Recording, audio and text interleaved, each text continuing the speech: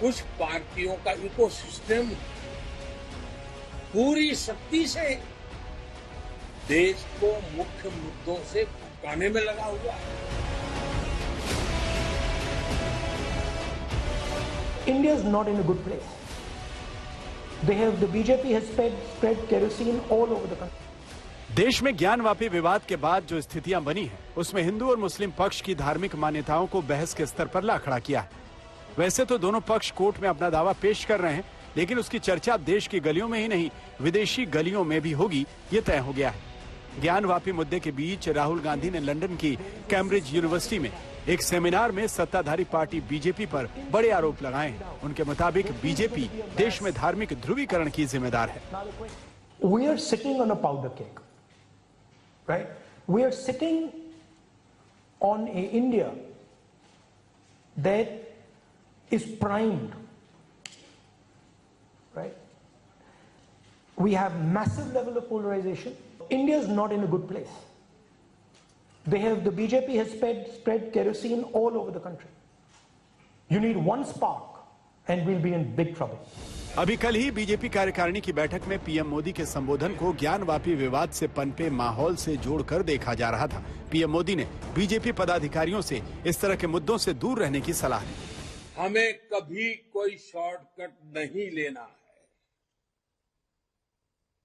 हमें देश हित से जुड़े जो भी बुनियादी विषय हैं, जो कोर इश्यूज हैं, उन्हीं पर आगे बढ़ना है।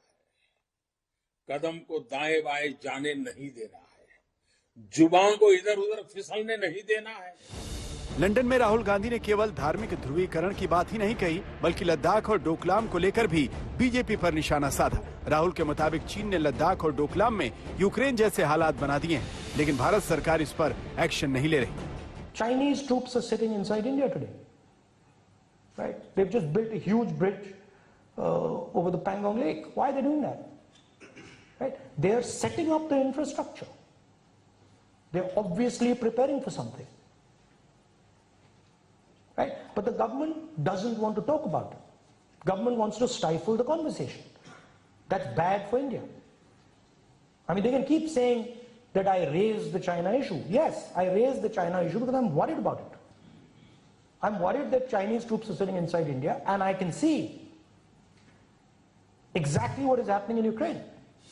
पीएम के संबोधन के 24 घंटे बाद ही राहुल गांधी ने अपने बयानों से बीजेपी को घेर लिया। हालांकि बीजेपी ने राहुल गांधी के खिलाफ ये कहकर मोर्चा खोला कि मोदी विरोध के नाम पर राहुल गांधी देश का अपमान करने लगे। कभी जो है वो देश के लोगों को कहने लगे, देश में और विदेश में बताने लगेंगे कि देश का अल्पसंख्यक असुरक्षित है। तो ये जो मोदी बैशिंग की इनकी सनक थी, आज भारत बैशिंग की साजिश का रूप ले चुकी है। और ऐसी साजिशों के प्रति जीरो टॉलरेंस हिंदुस्तान के लोगों का भी है और व्यवस्था का भी होना चाहिए। ये आदत हो गई है राहुल गांधी और गांधी परिवार की, मोदी जी से नफरत की आग में जलते जलते वो भारत माता के खिलाफ ही वक्तव्य देने लगे। दरअसल कल पीएम मोदी ने अपने संबोधन में देश में नफरत वाली सियासत के खिलाफ लड़ाई का संकेत दिया और खास तौर पर परिवारवाद वाली सियासत पर तीखा प्रहार किया था। माना जा रहा है कि इसी वजह से राहुल गांधी ने बीजेपी पर गंभीर आरोप लगाए।